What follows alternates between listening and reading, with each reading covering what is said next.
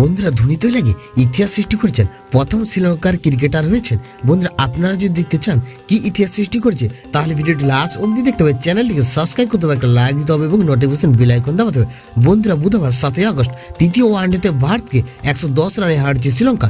কলম্বোর iconic RPM Das স্টেডিয়ামে 50 ওভারে 7 wicket হারিয়ে 248 করার পর শ্রীলঙ্কা 26.1 ওভারে মাত্র 138 রানে রোহিত শর্মার নেতৃত্বাধীন দলকে আউট করে স্পিন বোলিং অলরাউন্ডার ধোনি তো লাগে 5.1 ওভারে 27 রান দিয়ে 5 উইকেট তুলে নেন। ওই লাগে যিনি সিরিজের প্রথমে হাফ সেঞ্চুরি করেছিলেন।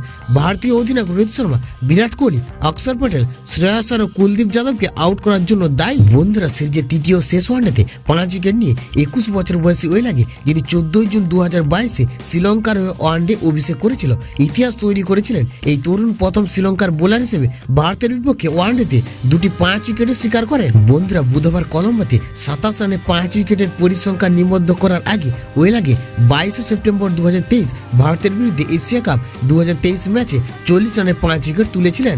বন্ধুরা এখনো পর্যন্ত ভারত ও শ্রীলঙ্কার মধ্যে খেলা 171টি ওয়ানডে মোট 2 জন বোলার 2 বার তার বেশি 5 উইকেট শিকার করতে সক্ষম হয়েছেন প্রাক্তন ভারতীয় অলরাউন্ডার রবিন সিং, যিনি তার 12 বছরের দীর্ঘ আন্তর্জাতিক ক্যারিয়ারে শ্রীলঙ্কার বিরুদ্ধে 23টি ODI খেলেছেন। তিনি দুটি 5 উইকেট শিকার করেছেন।